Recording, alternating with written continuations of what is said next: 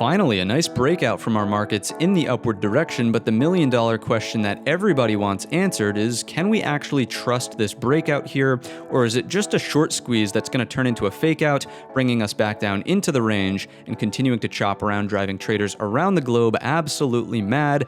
That's what we'll look to address in today's episode of the Weekly Watchlist. As always, check out the links listed down below in the description, hit the thumbs up button, and subscribe if you've not done so already, and stay tuned until the end of today's show. I've got two additional trade ideas to share with you that you won't want to miss. With that said, let's jump right into the charts.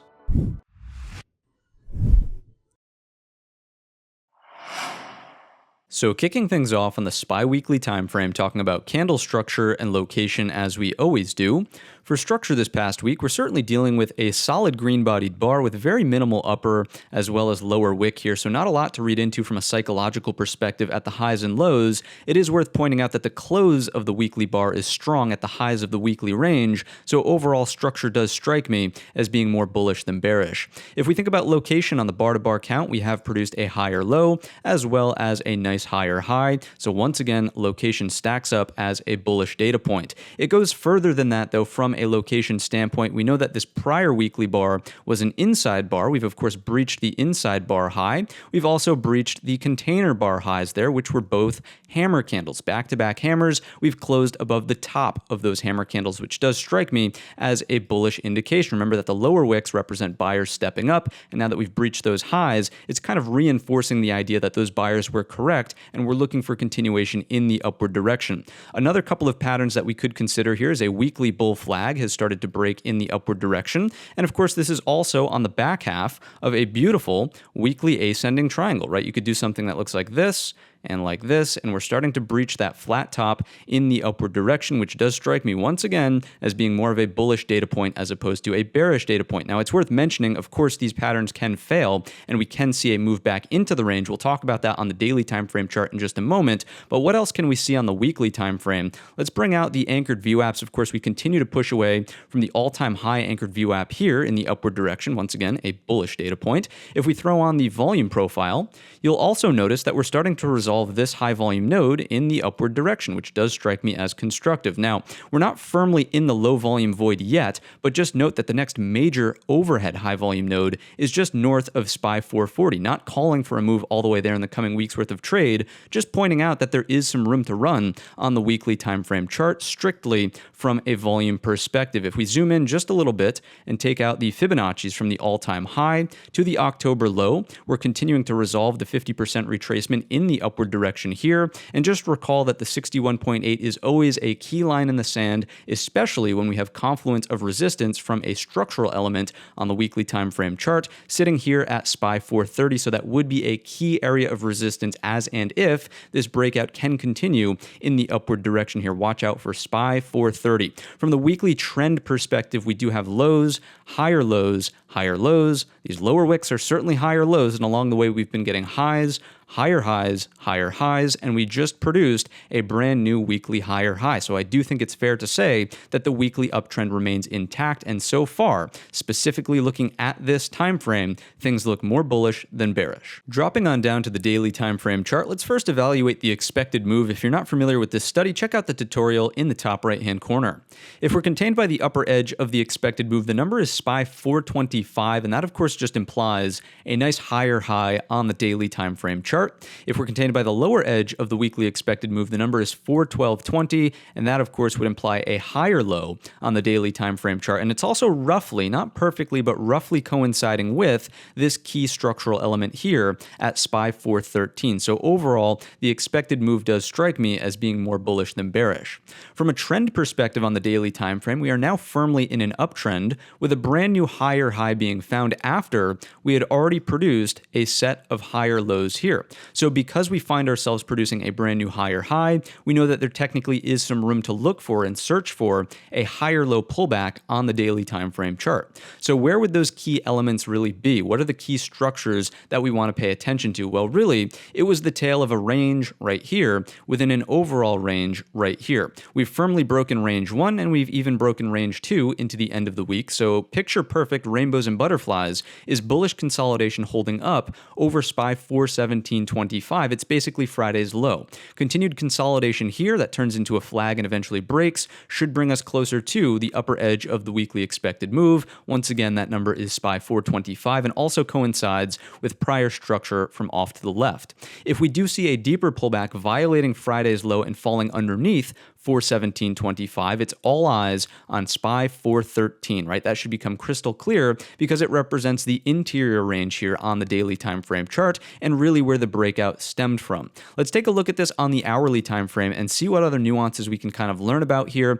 There is some pretty thin structure underneath us, more so in the NASDAQ, but I would point out in the SPY, as in if we start breaking down underneath 414.75 roughly, there's no structure in here. Look at how this hourly bar is basically straight up, and we never backfill any of that. We'll see that as single prints on the market profile in just a moment, but we can also see very clearly how 417 was not just Friday's low, but it was also a resistance point intraday on the Thursday session. So how do we want to trade this going forward into this upcoming week? I would say it's all going to hinge upon 417.25 early on. Bullish consolidation above, just look for scalps back and forth, nothing too constructive until we can breach those highs, but of course just staying above 417.25 is the most bullish case in the first place.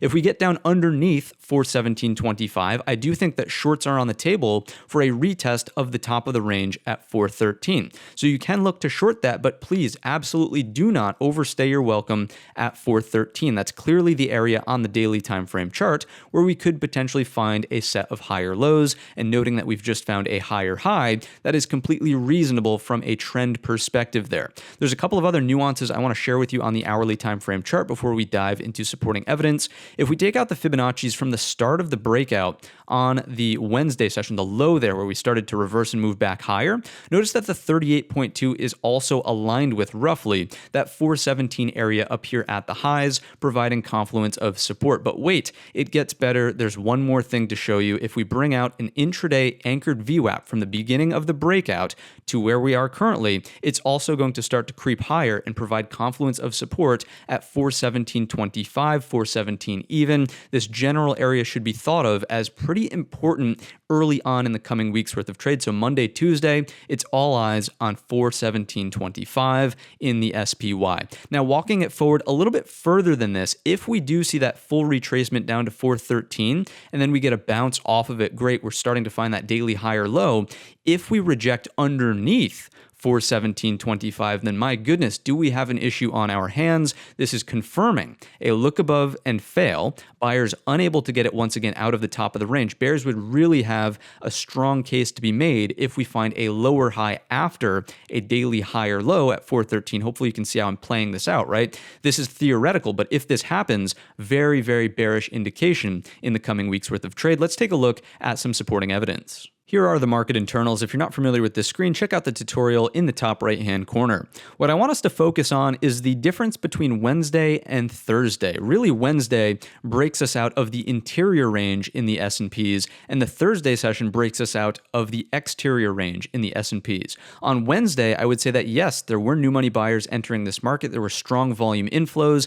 On Thursday, absolutely not the case. Kind of a head scratcher there. Internals were not marrying up from a volume flow perspective with a continued or sustainable break in the upward direction. Don't get me wrong, on the week we did close positive from an inflow perspective, but certainly not significant. Remember that we are looking for 500 million or better to classify a significant volume read here on the cumulative flows. If we look at the advanced decline line, again, compare your Wednesday session here, which does look okay from a new money buyer's perspective, with the Thursday breakout. Don't get me wrong, there was a solid recovery from the negative territory that closes positive, but it's nowhere near hanging out or getting close to trend zone by the end of the day.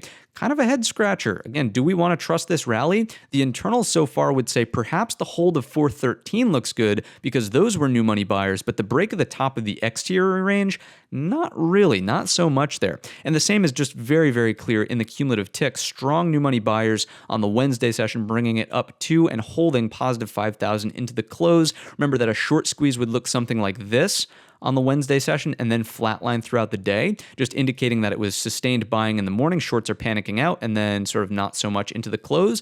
Not the case. So Wednesday does strike me as solid new money buying, but once again, look at Thursday here.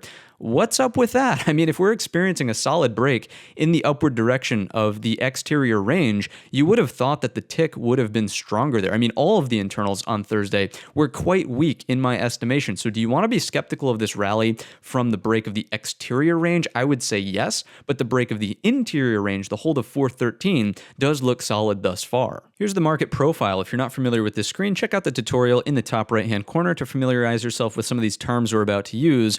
Overall, on the Wednesday session, I just want to point out that we did have technically a double distribution, and we closed in the upper distribution. The point of control closed in the upper distribution, all well and good, and this represents that thin structure we were just talking about on the SPY daily time frame, or hourly time frame rather, underneath roughly 414.75-ish on that hourly chart we were just discussing, right? If we start to move through that, this really shouldn't provide all that much support. But walking forward, right, we know that Wednesday had a solid internals day as well. Fantastic. That breakout looked legit. On Thursday, this is where questions start to arise, even from a profile perspective. Just note that we have a spike into the close here. We don't really accept above the spike on the Friday session. The point of control on Thursday is centered in the range, literally at halfback. That's the purple line in the profile itself. The value area is sort of skewed towards the lower portion, centered to lowered on the Thursday session. And then look at Friday, right? We have a double distribution happening here, and the point of control closes weak in the lower distribution. The value area is lower in the profile overall. We do technically have a poor high up here at the top, but we also have a pretty poor low as well. The structure isn't great, so I would carry forward that Friday session does start to show some of the cracks in the armor, so to speak. And if we start taking out this area right here, basically Friday's low, it's a weak level, also mechanical, right? Because it goes right to the point of control, and that's where it stops. If we break that, that's where it's going to be all eyes on the lows from Thursday. And then underneath that, we know that there's thin structure from the single prints, right? So market profile shows us some deficiencies. It doesn't mean that we just go out there and short the market, but it does reinforce the idea that if we start breaking down, there are very, very clear targets that we can start to look at. Jumping back on over to the platform, let's take a look at our percent change on the week for the sectors. Notice that posture actually looks pretty good here with the XLK tech sector leading the pack up 4.22%, followed by communications, consumer discretionaries, and then even financials playing a decent role in the past week's worth of trade. At the bottom of the barrel, we see utilities, real estate, consumer staples, and even healthcare is red on the week. So posture does strike me as being more bullish than bearish.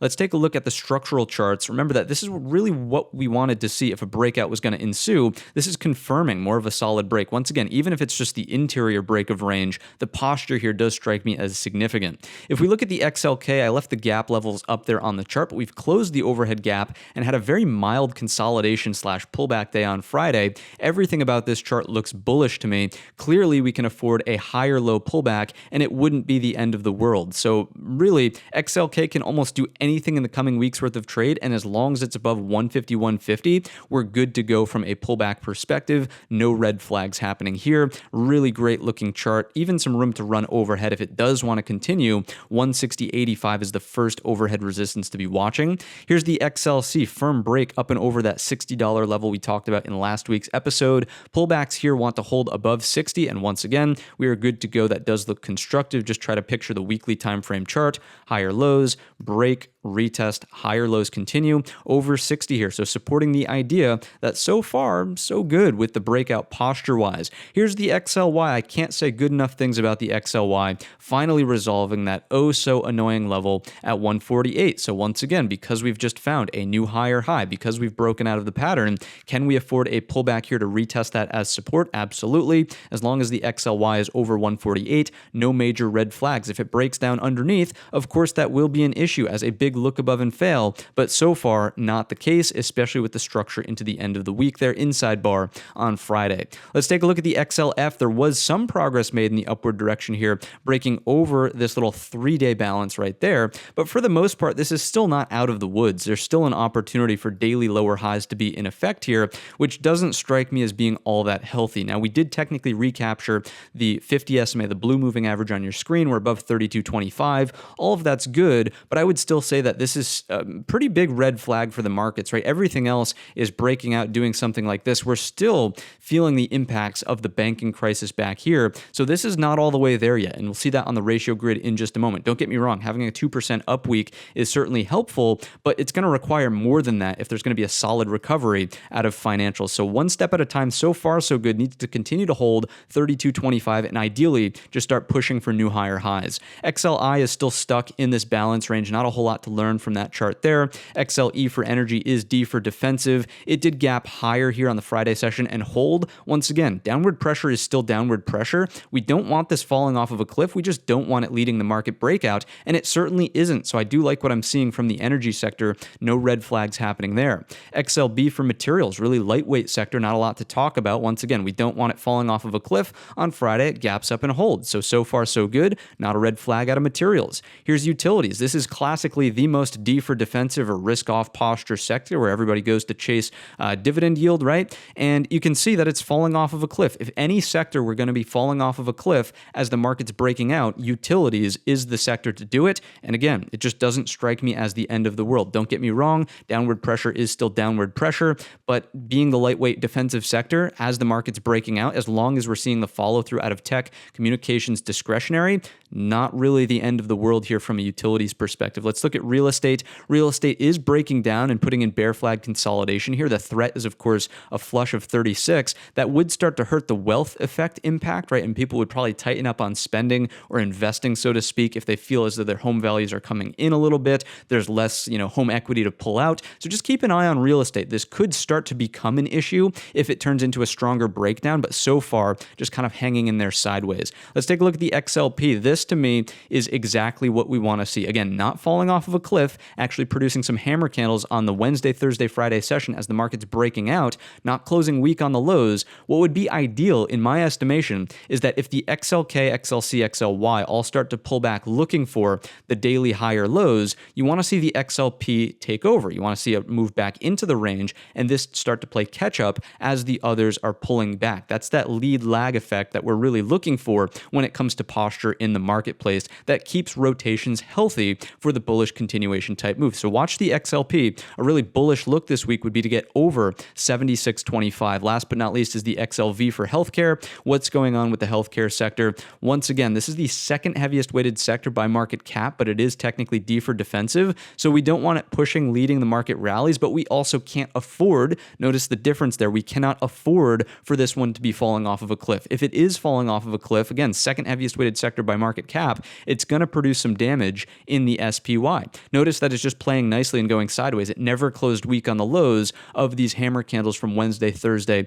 and on Friday, don't get me wrong, it didn't close strong at the highs, but it also didn't, completely reverse into these ranges or threaten a break of 129.50. As long as this can play nicely, as long as it can go sideways here, that is helpful for the market sustaining this breakout. If it does break underneath 129.50, much more of a red flag from a sector perspective. Here's the ratio grid. If you're not familiar with this screen, check out the video tutorial in the top right-hand corner. Overall, it's just a different way to visualize relative strength and weakness from our sectors. If we take a look at the top four, these are the heavyweight sectors for our market. The XLK tech sector, the heaviest weight risk on sector, just produced a brand new higher high above the prior pivot back here. That does strike me as a risk on indication. The XLV, as long as it's holding structurally sideways, the ratio falling off here does not strike me as being the end of the world, because remember, although it's the second heaviest weighted sector by market cap, it is technically D for defensive, so the ratio can afford to fall off of a cliff. We don't want to see the structural chart fall off of a cliff.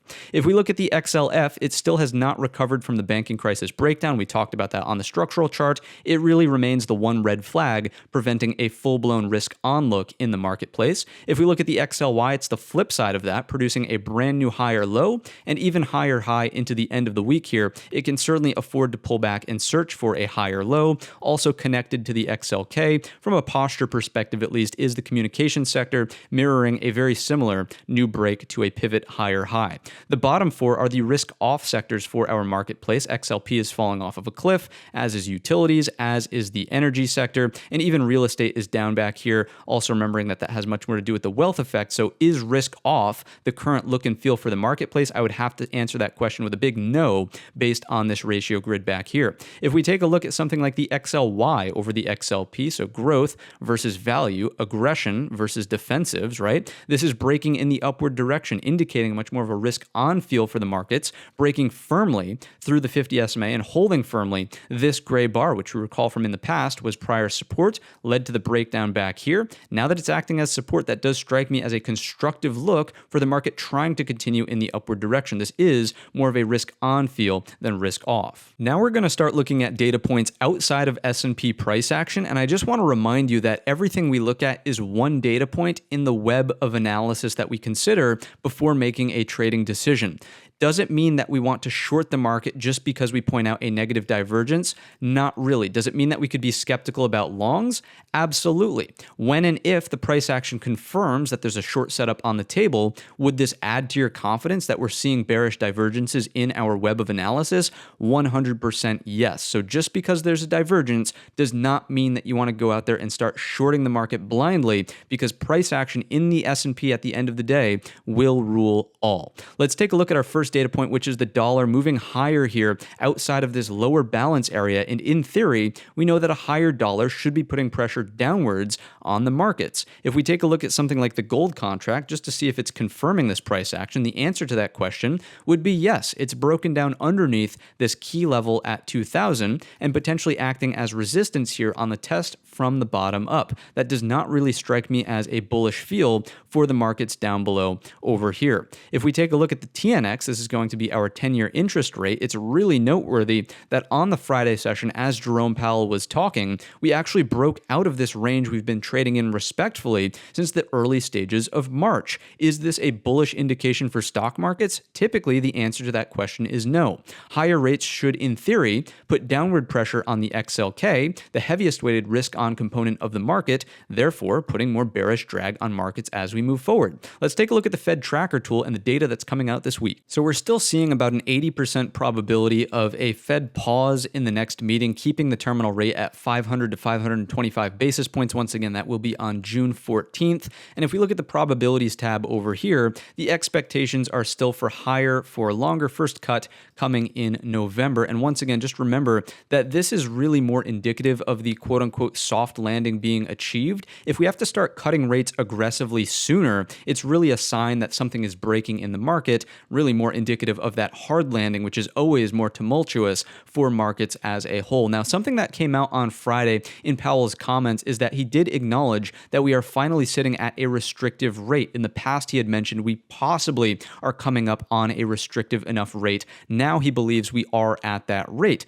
sort of confirming that yes, a pause could be likely in the next meeting from the Fed. He also made it a point to acknowledge that there's lots of uncertainty out there and that they're going to remain data dependent, and he doesn't want to give too much of a forecast going forward. That way he's not locked into a very narrow path for what the market's expectations are. Remember that Jerome Powell's job is not only, playing around with the rates and making sure they're at a restrictive enough policy. It comes down to managing the market's expectations. And because he said that, I think it really confirms that he's well aware of what his job is outside of just making assessments on rates. He's someone that needs to manage the public's perception of inflation. And again, getting locked into too narrow of a track would be a bad thing for Powell. Now, speaking of data dependency, here we go. We're getting a jam-packed week full of economic data. Flash manufacturing and services PMI is coming out Tuesday at 9:45, 15 minutes after the open, so we won't be able to do that on the pre-market live stream.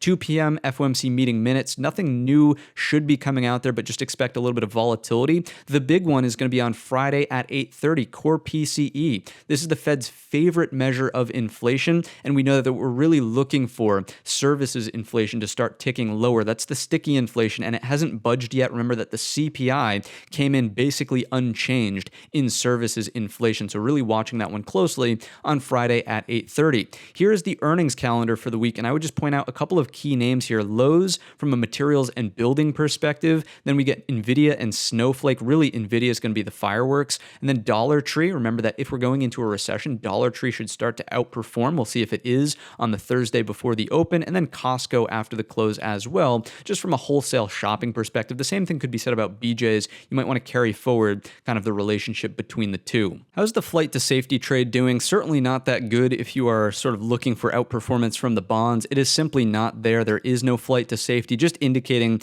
that equities are more favorable than 20-year bonds at this point in time, specific to the S&P marketplace. Now, this may be a little bit deceiving because if we do something like comparing our different duration bonds, this is not the end of the world, but notice that they're starting to tick higher here and starting to tick higher here. Just from a very visual perspective, to simplify this, if you just pair off where our downturn was for the year of 2022, right? We know what equities did. Look at the relationship between the two. Basically, this top one is the IEI, so 3 to 7 year bonds, versus the IEF, 7 to 10 year bonds. So we're talking about duration here. And again, just use the visual as a very simple way of understanding this. As this ratio is picking up, typically it means that equities are not really that favorable because there's more risk in equities underperforming, right? You're looking for a shorter term yield in the IEI, which is why this ratio would be perking up. The same thing can be said about this one in here, the IEF, so 7 to 10 versus the TLT, 20-year bond, as we know, once again, perking up. So shorter duration is still favorable at this point in time, signaling a little bit of, in theory,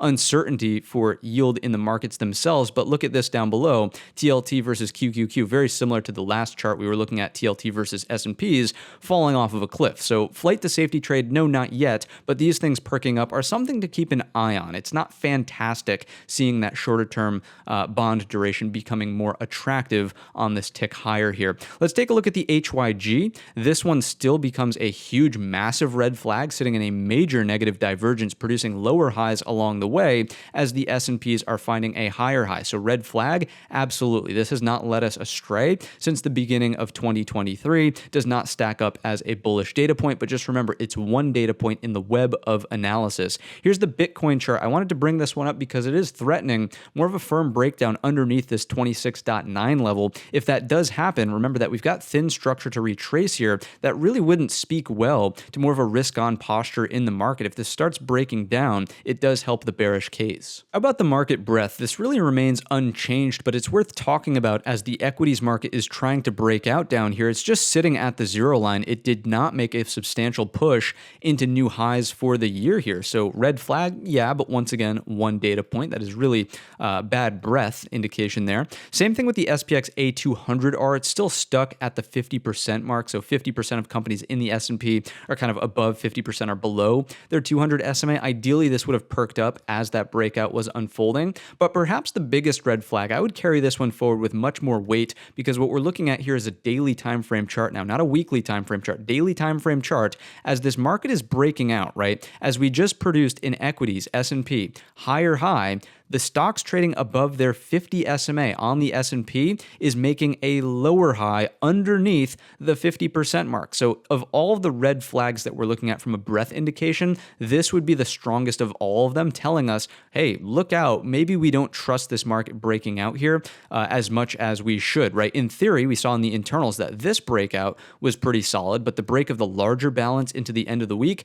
not all the way there from a breadth perspective, and it's been that way for a while. If we look at something like the RSP, this also is a red flag, noting that, sure, we know that we're nowhere near these highs, right? This would be the equivalent of the S&P breaking in here. We're nowhere near it, but even on a more localized basis, if this represents the top of the range, the RSP is just, it's not even close, right? Not even close, still interacting with the lows of this range here at 141. So breadth, still a, really, really bearish data point for the market. Same thing with industrials versus transports. I mean, you're dealing with this trend line. If we break the trend line, it would be helpful, but it's not going to come in and save the day, so to speak. As a matter of fact, the bigger threat in my estimation is that we resolve this lower as a descending triangle, and it drags this lower with it, putting more pressure across the broad market in the downward direction. How about volatility? I mean, the VIX still remains suppressed down here around the $15 floor, so that's fine and dandy, right? Well, not so fast. If we take a look at the VVIX, the volatility of the volatility index,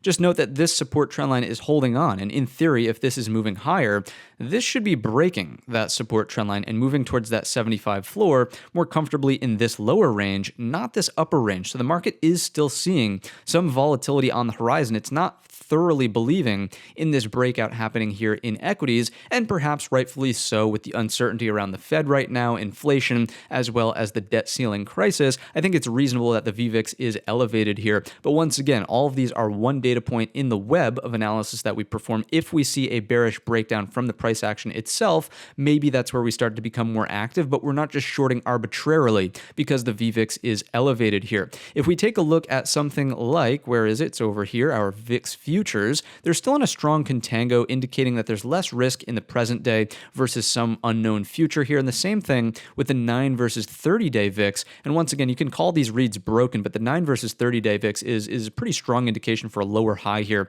underneath zero, sort of keeping money managers happy to allocate capital in the present day versus some unknown future. I'm really interested for the one-day VIX to print enough data for us to be to gather some information from it. It's just not there yet. I suppose we're building some sort of floor and some sort of ceiling in here, but I wouldn't really draw any conclusions with only barely a month's worth of trading data. Let's take a look at the QQQ weekly time frame chart here. From a candle structure perspective, I mean, this thing speaks for itself. Solid bullish bar here, solid green-bodied bar closing strong at the highs, no upper or lower wick to read into. Location, higher low, higher high, bar-to-bar count breaking out of a weekly bull flag here, breaking out of an inverted head and shoulders neckline kind of in here as well. Everything about the chart kind of speaks for itself on the bull side of this QQQ market. Of course, from a trend count perspective, lows, higher lows, higher lows, higher lows, along the way highs, higher highs, higher highs, higher highs. We can certainly afford some sort of higher low pullback at this point in time. So it's not the end of the world if we start to see some red in the QQQs in the coming weeks worth of trade. Goes without saying, you should expect that we're pushing well above the anchored view app from the all-time high back here. And if we just throw on the volume profile on the weekly time frame chart, certainly pushing away from this high volume node in the upward direction. Now we are running into a little bit of resistance here at that 336-ish area, high volume node. But after that, the next major one is just north of 360, 365, 370, that general area. Once again, not making the call for this in the coming weeks worth of trade, just talking about structure and where volume resistance really lies. If we bring out the Fibonacci's on the weekly time frame, because we did the same thing on the S&Ps, we are pushing above the 50% retracement, and the 61.8 is not confluence of resistance with that next overhead node. So again, there is some room to run here in the upward direction on the weekly chart specifically. If we take a look at the daily time frame chart, I want to bring up the concept of liquidation break here. I mean, this thing went absolutely parabolic on the Thursday session specifically. It had a much stronger Thursday than the S&Ps, but overall, look at the prior week's expected move. We closed on a 2 sigma move outside of that in the upward direction. So the concept of liquidation break comes in when the chart looks extremely bullish, but longs are piling into this at terrible trade location, expecting momentum to continue.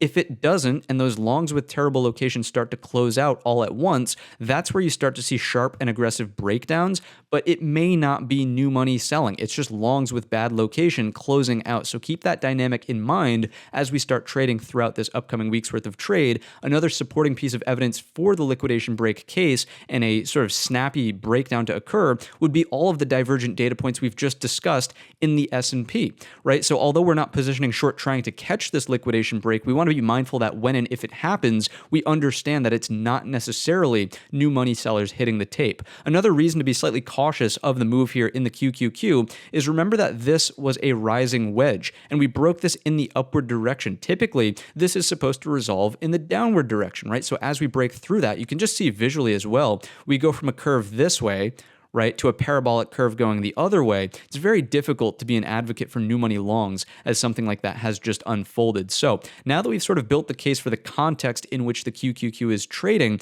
we know that a higher low pullback on the weekly could go all the way down to 320, 325, the breakout from this bull flag range here. Remember on the weekly chart, it looked something like that. I'm not calling for this in the coming weeks worth of trade, but just understand that the daily trend is not jeopardized if we make a move to that, right? We have lows, higher lows, higher lows. Technically, this hammer is offering higher lows there on the red bar. So ideally, perhaps the higher low forms at 326.75, but nonetheless, that's a significant sell side move in the coming weeks worth of trade without jeopardizing the daily trend here in the QQQ. How do we get involved? Let's take a look at the hourly time frame chart. I want to show you some nuances here in the thin structure that exists underneath us. Notice that this is single prints. We'll see it on the market profile. This is single prints as well on the market profile. A key component early on here in the coming weeks worth of trade is going to be 335 175.75, which unlocks that thin structure in the downward direction. And it's not just because we have a lower wick here, but if we take out all of the same things we looked at in the S&Ps, from the breakout low up to the high, lo and behold, that's your 38.2. Breaking down underneath that would sort of negate the most optimal and bullish consolidation up above. We could also do the same thing with an anchored VWAP from the beginning of the breakout, and lo and behold, it's right there. So I'm not really advocating, especially based on the move that happened last week, for this to hold as the strongest area of support, but instead, if we're looking to play downside for a pullback in the QQQ in the coming weeks worth of trade, it's gotta be a break of that level with a lower high underneath. That's really the only place where we can start to get involved from a friendly risk reward perspective and start to target some of these downside outcomes rotating through the thin structure that we have here as well as in here. Let's take a look at the market internals for the NASDAQ specifically. Stronger inflows on the week, getting closer to positive 500 million, but not all the way there. Once again, look at the inflows on Wednesday versus Thursday. Same thing in the advanced decliner here. Wednesday versus Thursday, really neutral around and slightly below zero. The tick speaks for itself. So once again, being skeptical about new money longs here is completely understandable based on the market's reaction on the Thursday continuation day specifically. It does strike me as short squeeze, gamma squeeze, all that type of thing happening, driving the market in the upward direction. Remember, we can't really fight it until we see that lower high here, because that's where the structure makes sense risk reward wise. But new money longs, again, I just cannot responsibly say that I could be an advocate for those up here at these highs. If we take a look at the market profile for the NASDAQ, so this is the NQ futures, poor low on the Friday session. The point of control is lower on the Friday session. Value area is lower on the Friday session. Here's Thursday. Value area is more central as opposed to smack at the highs. Point of control is central. We don't really have that double distribution that we were looking at in the ES, so to speak. So again, just carry forward your strings of single prints right around in here, as well as the single prints from in here. And we just talked about the QQQ equivalents in terms of where those numbers are. Just the level of carry forward, 333.75. If I was only going to tell you to have one number on the chart, 333.75. IWM Russell 2000 and the small caps. Notice the stark difference from a structural perspective here on the weekly bar. Big inverted hammer upper wick has formed on the IWM small caps, which is really not that bullish of an indication, especially in contrast to the QQQ and SPY strong close at the top of the weekly range. You'll also notice that this inverted hammer keeps us firmly in this balance range, and if we add some context in, of course, it's just a bear flag extending from the breakdown of the banking crisis candle right around in here. If we also throw on our anchored VWAPs, another stark difference between the indexes here is that the IWM and small caps are yet to even recapture the October low anchored VWAP, never mind the all-time high anchored VWAP. So as long as this continues to act as resistance, it's really difficult to say things are more of a risk on feel from a small cap perspective in the marketplace. The one supporting piece of evidence, no pun intended, is just the strong volume support that we're sitting on. That's really all we have in the IWM that would keep us from potentially falling off of a cliff here. Now, if it breaks and we can get underneath this high volume node, much closer to, 155, so to speak, that's where things really get nasty. But if we just start, to break down through the flag lows, it wouldn't be the end of the world yet, noting that we could potentially catch ourselves for support here, 164, 163-ish, somewhere right around this range.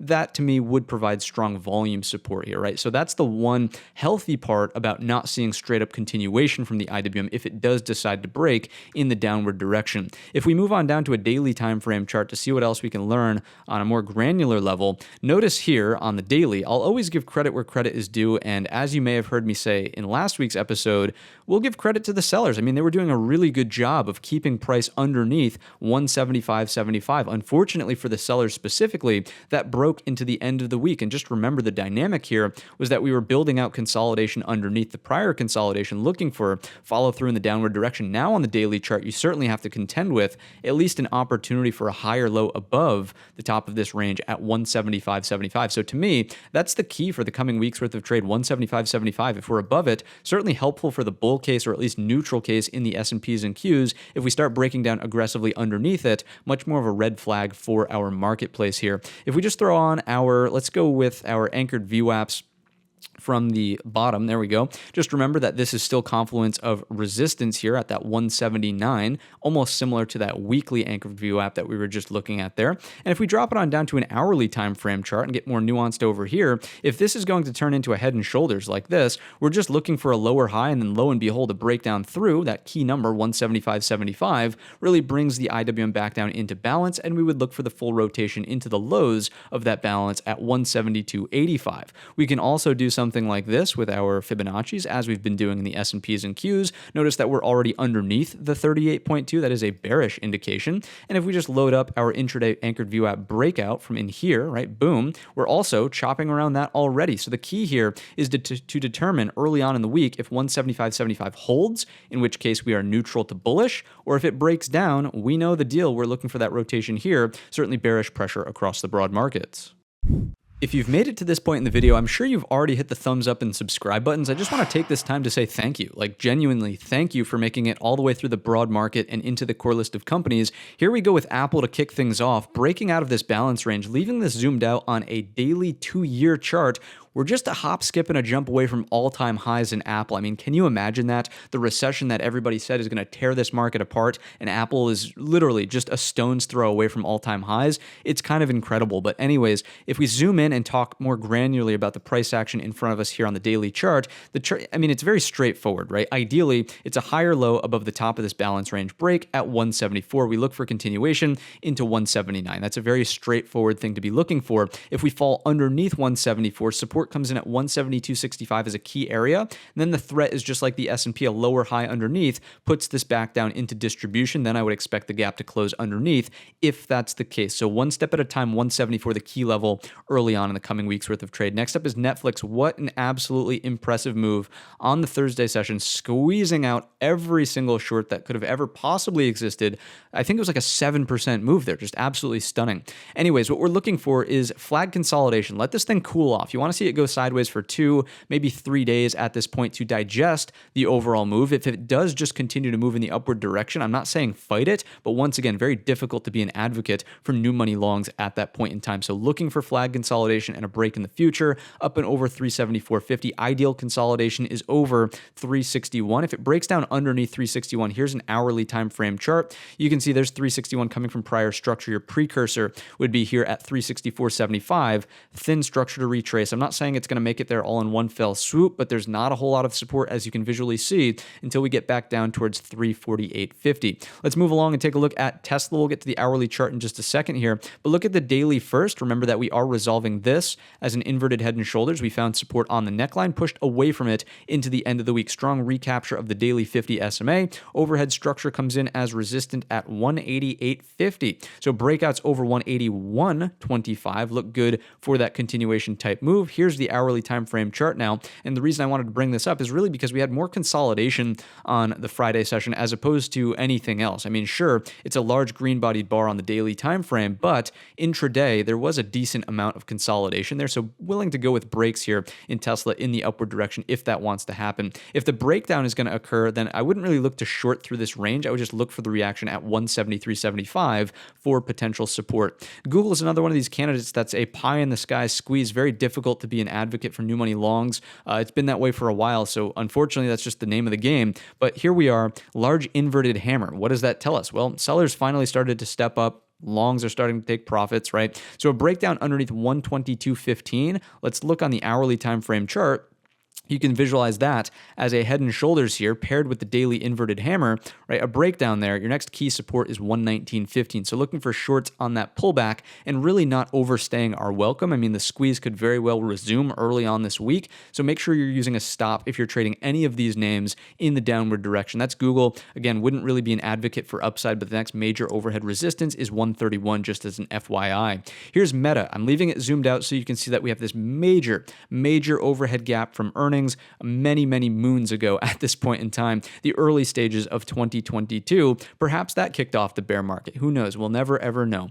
But anyways, jokes aside, notice that we've seen a nice little pullback on Friday. You don't need to be the first one in the door as we break up and over 247.75 to get into the overhead gap. You can wait for a constructive uptrend to start forming here and then start to look for those cleaner upside outcomes. There is plenty of overhead range to trade for. Once again, you do not need to be the first one in the door. Waiting for a little bit of confirmation is the responsible move here out of Meta as we move forward into this week. Key support is going to be at 241. Consolidating there is extremely healthy. Looking for breaks over time underneath 241. Not so clear that it's a short for this little micro range in here. Under 241, 236.75 is a target, but then you can still see a daily higher low from here to here. Then you start to build out more of a pie in the sky, inverted head and shoulders, right? So watching for that in Meta there. Next up is NVIDIA. The AI mania continues. This one as well, just a hop, skip, and a jump away from its all-time high resistance up here. So minding that overhead. Certainly a 3-bar play in lots of these setups, 3-bar plays here. But once again, can I be an advocate now that something has gone parabolic this way? Notice this kind of has an arc this way, and this has an arc this way. Whenever you see that switch take place, generally you've already missed the move. It's safer to wait for a pullback, just from a purely risk-reward perspective. Can the market continue?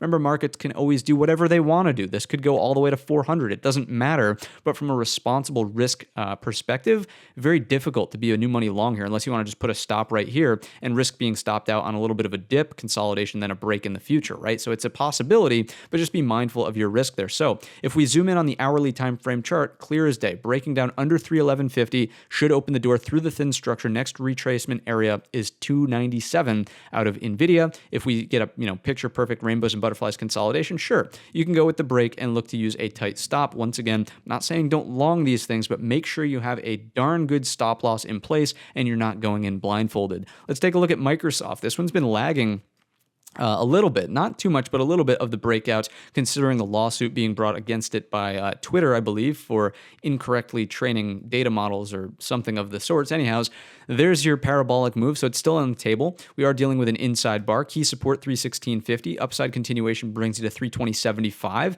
After that, 330 is on the table. So this little break in here, not really all that attractive. The range is fairly small, and if you're using the low of Friday's session as a stop long over Friday's high, I mean, you're looking at like a 1-to-1, not really all that favorable. So the better trade here, in my estimation, is let this thing consolidate, let it even pull back here, and then look for the upswing with a better risk-reward entry. So Microsoft, a little bit of patience won't hurt out of this name. If we look at the hourly chart, the structure here is very, very clear, right? You can see if we break these lows, next stop 313.50. If we break this, next stop here, 309, so on and so forth. So just be patient in Microsoft. That would be my main recommendation there.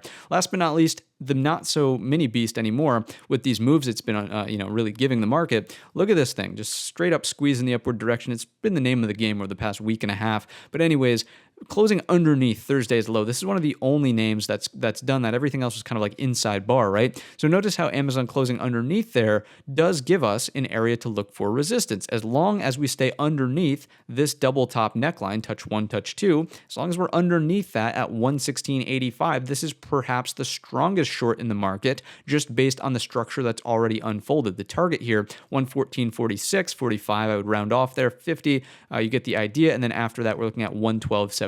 So that's the core list of companies. Let's look at 2 trade ideas. Once again, just a huge shout out to anybody who's made it to the end of the video here. We're moving into the trade ideas section. That is TI. If you have a favorite TI song, perhaps it's Live Your Life, perhaps it's Dead and Gone, let us know in the comments section and we'll know you made it all the way to the end of the video. But Disney is up first on the chopping block, and what you can see is a clear area of support here, thin structure as this breakout ensued, so the target will be at the prior structure from the top of balance at 87. Let's round up there and call it 88. The reason that this trade is so attractive on the short side is because we've already experienced a look above and fail as the market was absolutely ripping in the upward direction. If Disney can't see an upside move when the market's extremely strong, who do you think is in control of this stock? So a breakdown underneath 90.80 should bring us to our next level. Watching that as a short idea here in Disney. Next and last trade idea is another short one on J&J for Johnson & Johnson. What's going on over here? So if we zoom in, let's get a little bit more granular on this one. We'll get a little bit tighter of a crop here. So multiple hammer candles were produced, and on Friday, we take out the Thursday hammer high and even get above intraday, albeit, the daily 50 SMA. Where do we close? Back down inside of the Thursday range at the hammer high, telling us that sellers stepped up here. We know that we are in a downtrend with lower highs being produced continuously in this draft here.